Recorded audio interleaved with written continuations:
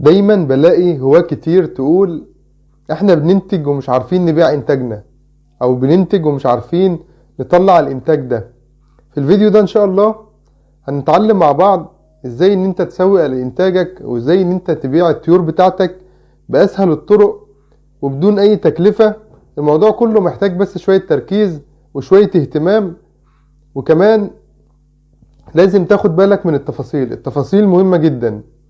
اول حاجة واول معلومة لازم تعرفها، اللي هيشتري منك العصافير اكتر حاجة تهمه هي صحة العصافير وحجم العصافير، وان العصافير تكون مظبوطة.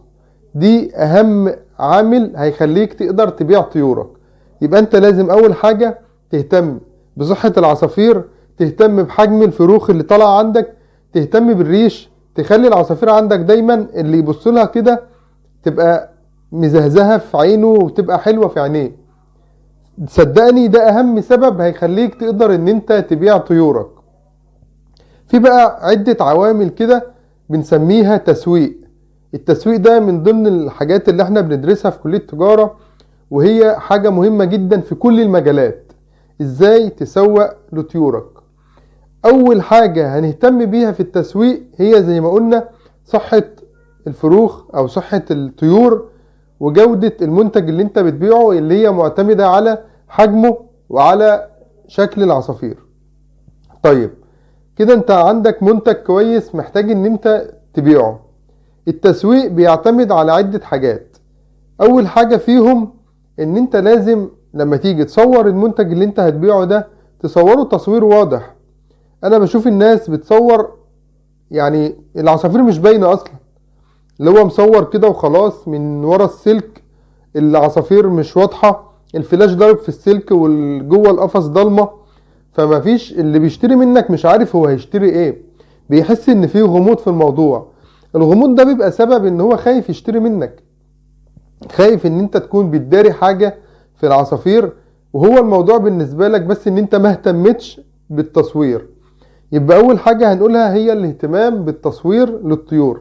طبعا كلنا بننزل الطيور بتاعتنا على جروبات الفيس، انا بنزل مثلا على قناة اليوتيوب، بنزل على صفحات الشخصية بتاعت القناة وبتاعت الجروب. فكل واحد فينا دلوقتي بيبقى مشترك في عدة جروبات كتير جدا، سواء فيس سواء انستجرام، حتى في ناس بتنزل على التيك توك. فانت نزل زي ما انت عايز الفيديوهات بتاعت العصافير بتاعتك وهيجيلك اللي يشتريها. اهم حاجة زي ما قلنا تصور تصوير مناسب يخلي اللي بيتفرج على الفيديو مطمن للعصفور وشايف كل حاجة في العصفور. تاني حاجة في التسويق هي المصداقية. يعني ايه المصداقية؟ يعني اللي تتعامل معاه اتعامل معاه بأمانة. الأمانة أهم شيء في البيع. لو انت اتعاملت بأمانة صدقني انت هتعمل اسم في السوق. والأمانة مش معناها ان انا لازم دايما اكون ببيع عصافير مفيش فيها غلطة. لا، الأمانة المقصود بيها ان انت لو عندك عصفور فيه مشكلة وانت بتبيعه، قول العصفور ده فيه المشكلة الفلانية، العصفور بيملح، العصفورة دي ما بضتش عندي بس انا كنت جايبها من صاحبها قال لي ان هي شغالة. قول له التاريخ بتاع العصفور ده طالما انت تعرفه. العصفور ده اسبليت كذا، العصفور دوت اللي انا شاريه منه قال لي ان هو اسبليت كذا بس انا ما انتجش عندي فما شفتش انتاجه بعينيا. قول المعلومة بكل صدق.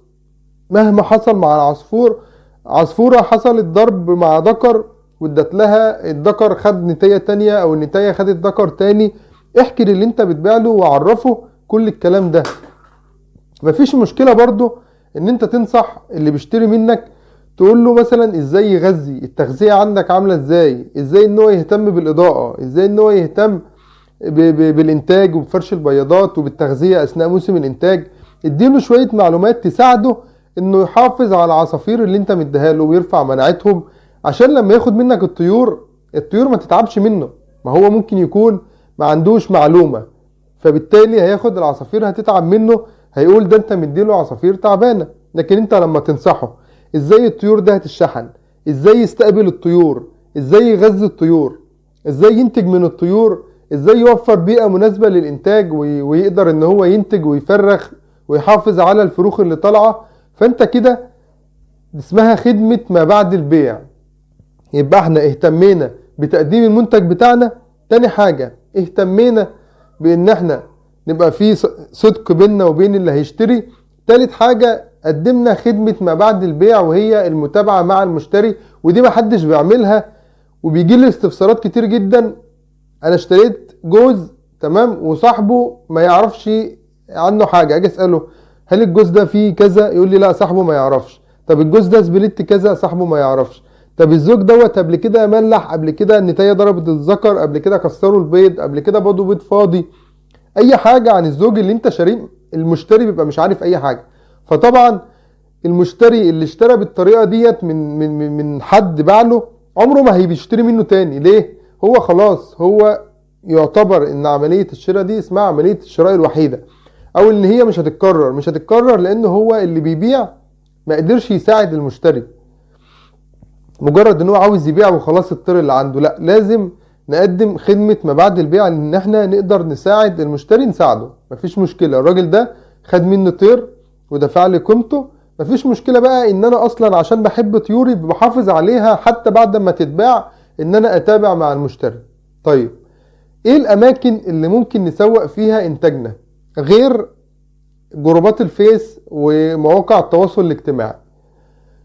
طبعا ممكن نسوق منتجاتنا عن طريق ان احنا نعمل علاقات. يعني حضرتك اكيد شاري الزوج دوت من محل، من تاجر، من هاوي الطيور اللي انت شاريها. فالطيور دي لما تبدأ تنتج عندك انت بالتالي هتكلم يا اما المحل اللي انت شاري منه، يا اما التاجر، يا اما الهاوي، تسأله انا ابيع الطيور دي فين او ابيع الانتاج فين.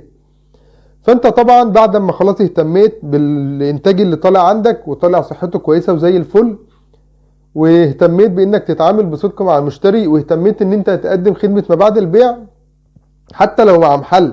والله انا في ناس اصحاب محلات وبيسألوني الطير عندك دوت كان نسبلت ايه، كان الاهالي ايه، كان مطلع ايه. ممكن هو اصلا ياخد الانتاج اللي هو شاريه مني لنفسه، تمام، بيبقى حابب الطيور وحابب احجامها وحابب ريشها، فالطيور تعجبه. الاقيه بقى بعد كده المحل هو اللي بيتصل عليا، التاجر هو اللي بيتصل عليا، ما عندكش يا احمد زغاليل، ما عندكش رينبو، ما عندكش تركيبات. الاقي الهاوي اللي اشترى مني مره وجرب الطيور بتاعتي يكلمني تاني، مفيش عندك حضان، مفيش عندك جوز اشغله عندي مثلا حضان. كل الكلام دوت بيبقى وارد. مفيش عندك مثلا طريحة حضان 5-6 جواز تركيبات ما انتش عايزهم، اخدهم اشغلهم حضان. ليه؟ لان هو واثق في التغذية بتاعتي، وواثق في الطيور اللي عندي، وواثق في مناعة الطيور، فبالتالي هيشتري الطيور وهو مطمن. فدي بقى اسمها ان انا بعمل اسم لنفسي في السوق. الاسم دوت يعني بيبقى في كذا حاجة. انت اولا بتعمل اسم ان انت تطلع عصفور كويس، عصفور سليم، عصفور اللي ياخده فعلا ينتج عنده. كده انت عملت اسم من ناحية المصداقية ومن ناحية ان انت بتسلم طيور كويسة منتجة سليمة. طيب تاني خطوة بعد ما بتعمل اسم ان انت تقدر تطلع انتاج، بتعمل اسم بقى ان انت تبدأ تشتغل في طفرات. يعني انت انتجت دلوقتي طيور وقدرت تبيعها وبقى ليك اسم في السوق، طب خلاص بقى ابدأ اخش على الرنبوهات، ابدأ اخش على الفلل، خش على الاحجام. ابدأ بقى انت ايه، زود قيمة المنتج اللي انت بتشتغل فيه. بدل ما كنت بتشتغل في منتج ب50 ب100 ب200، لا خش ب500 وب1000 وب2000. يبقى انت كده ان شاء الله التكلفة عندك هياها اللي هي التأكيل والتغذية. انت كده كده هتهتم بأي طير هيجيلك، وان شاء الله الفرق في السعر هو هيبقى المكسب بتاعك. فده انت اسمها بتطور نفسك في الهواية. انا ايام ما كنت بادئ تمام كنت بشتري طيور عادية، بس كنت حابب الوراثة وحابب التركيبات. فكنت مثلا انقي بقى، اخد ذكر اسبانجل يكون كلير، واخد نتاية اوبلاين تكون جولدن، تمام. ابدا ادي الذكر الكلير الاوبلاين مثلا لو هو وايت فيس وسبانجل، واديله النتاية الاوبلاين الجولدن، وابدا اطلع منهم رينبوهات. فطبعا اصحاب المحلات في الاول مش فاهمين ازاي يا عم الجوز ده طلع رينبو. ايام ما كان الرينبو من 5-6 سنين كان الرينبو له سعر والتركيبات لها سعر. فطبعا كنت انا بشتغل بالطريقه دي، اجيب منتج سعره قليل، ابدا ان انا اشتغل عليه واتعب عليه عشان اطلع منه منتج سعره اعلى. ما دي طريقه برضو للتسويق وللبيع. والمنتج السعر الاعلى ده لو انا بعته بسعر متوسط هيتباع، ما خلاص ما هو كده كده هو جاي من تكلفة اقل اللي هي الاهالي. وكان ايامها الدنيبة ب6 جنيه، البال كان ب9 جنيه، الفلارس ب12 جنيه. كانت ايام خير وكانت الحاجه رخيصه، فما كانش الواحد فارق معاه بقى. كان ايامها يعني كنا بنسلم الزغاليل الاسترالي او اللي احنا بنقول عليها، كنا بنقول عليها ايامها عواده ب 35 جنيه ب 40 جنيه. فهم مغطيين تكلفه 4 كيلو ولا 3 كيلو بلكم ولا فلارس، فما فيش مشكله. فانت لو اشتغلت صح هتقدر ان شاء الله ان انت تبيع انتاجك. للاسف يعني مع احترامي لكل الهواة، نحاول ان احنا لما نبيع طير دايما نبيع الطير بمصداقية. دي اهم حاجة. بعد ما جيت تجيب مثلا قفص كده كويس، تصور من جوه السلك، تبين الطيور، كمان تقول للمشتري على كل تفاصيل الطيور. تمام، صدقني هتلاقي نفسك اللي اشترى منك مرة بيكلمك عشان يشتري تاني، اللي جرب طيورك بيكلمك عشان يشتري تاني. حتى لو الدنيا مفيش فيها رواج، لا هتلاقي نفسك شغال. ليه؟ لان انت خلاص انت عملت عميل او عملت زبون وعملت سمعة. الاتنين دول من خلالهم هتقدر ان انت تكمل في مجال طيور الزينة او في اي مجال عموما. هو ده التسويق بمنتهى البساطة. اخر نصيحة اقولها لحضرتك النهاردة، وهي اهم من كل النصائح اللي انا قلتها. دايما انا بعمل كده، انا حسيت ان الدنيا واقفة سواء في الانتاج سواء في البيع، بقوم جاي عامل ايه؟ مطلع صدقة.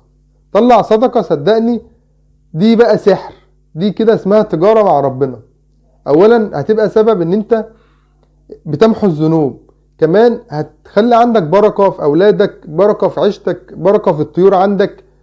لو في جيبك 10 جنيه وانت طلعت نصهم، تمام، 5 جنيه، ممكن يرجعوا لك اضعاف مضاعفة، وده بقى كرم من ربنا.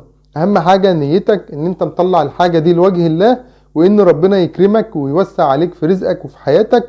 ان شاء الله صدقني هتلاقي كرم ربنا عليك. شكرا لكم، اخوكم احمد ابراهيم من قناتكم هاوي عصافير الجنة، والسلام عليكم ورحمة الله وبركاته.